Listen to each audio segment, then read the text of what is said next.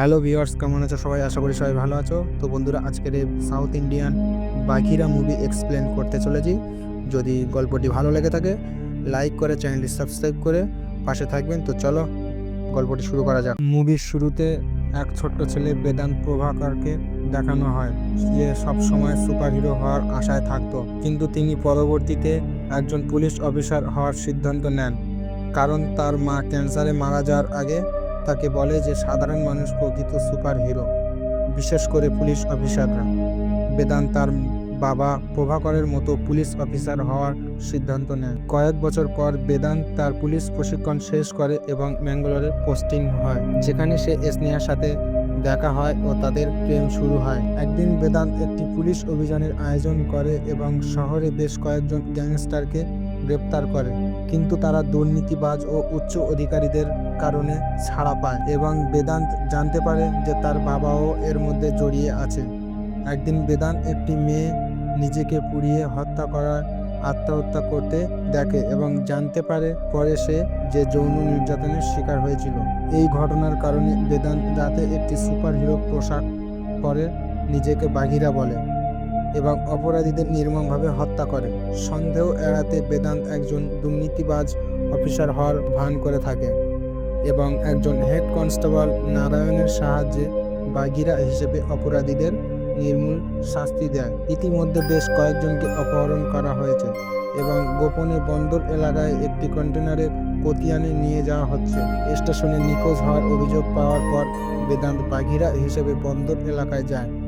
কতিয়ান এবং তার gang spot বাঘিরা এবং একটি গুলির ঘটনা ঘটে, যেখানে বাঘিরা গুলিবিদ্ধ হয় সত্ত্বেও পালিয়ে যেতে সক্ষম হয়। বেদান্ত স্নেহার সাহায্য চায় এবং সুস্থ হওয়ার পর তিনি কতিয়ানের বাড়িতে যান এবং কতিয়ানের পরিবার মৃত দেখতে পান। কতিয়ান নিজেই খুন হয়েছেন। কতিয়ান প্রকাশ করেন যে তিনি চাননি যে তারা রানার হাতে খুন হোক, একজন অপরাধী যিনি একটি অঙ্গ পাচারকারী চক্র চালান এবং তারপর আত্মহত্যা করেন। গুরু একজন সিবিআই অফিসার।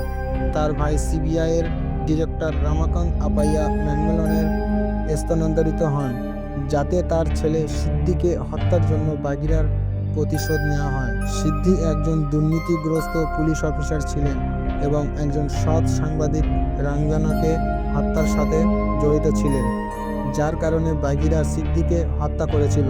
গুরু বাঘিরার পরিচয় উদ্ঘাটনের জন্য তার তদন্ত শুরু করেন।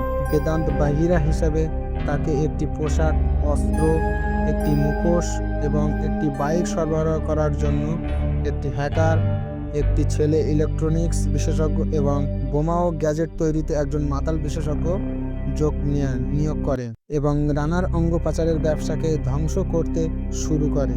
রানা বাঘিরার জন্য একটি ফাঁদ ফেলে, কিন্তু বাঘিরা পালিয়ে যায় এবং তার গ্যাজেটের সাহায্যে রানার লোকেদের হত্যা করে।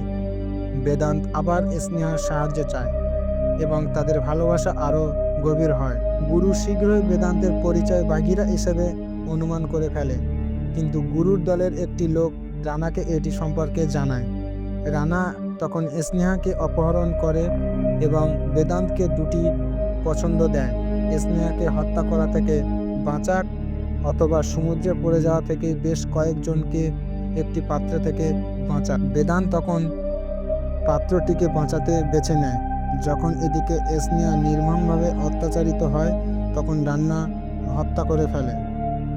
বেদান্ত গুরুর হাতে গ্রেপ্তার হন এবং এটি এনকাউন্টারে নিহত হওয়ার জন্য নিয়ে যায়। রানা লোকেদের শ্রীলঙ্কার ট্রেনে বোঝাই করে নিয়ে যায়। তখন অফিসাররা গুরুর নির্দেশে বেদান্তকে ছেড়ে দেয় এবং রানার একটি লোককে হত্যা করে ফেলে। গুরু রামাকান্তের কাছে মিথ্যা বলেন যে সিদ্ধির দুর্নীতির কথা জানতে পেরে বাঘিরা আবার পালিয়ে গেছে এবং বেদান্তের কাছে রানার অবস্থান প্রকাশ করেছে।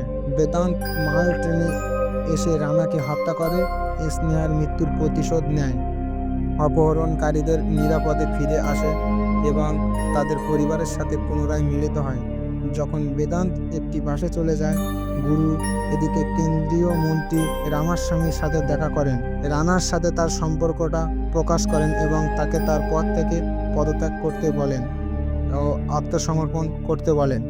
রামাস্বামী তখন অস্বীকার করে বলে, আমাকে কেউ কিছু করতে পারবে না। গুরু তখন তাকে চ্যালেঞ্জ দেয় যে বাঘিরা তোমাকে কোনোদিন ছাড়বে না। মুভিটি এখানেই শেষ হয়।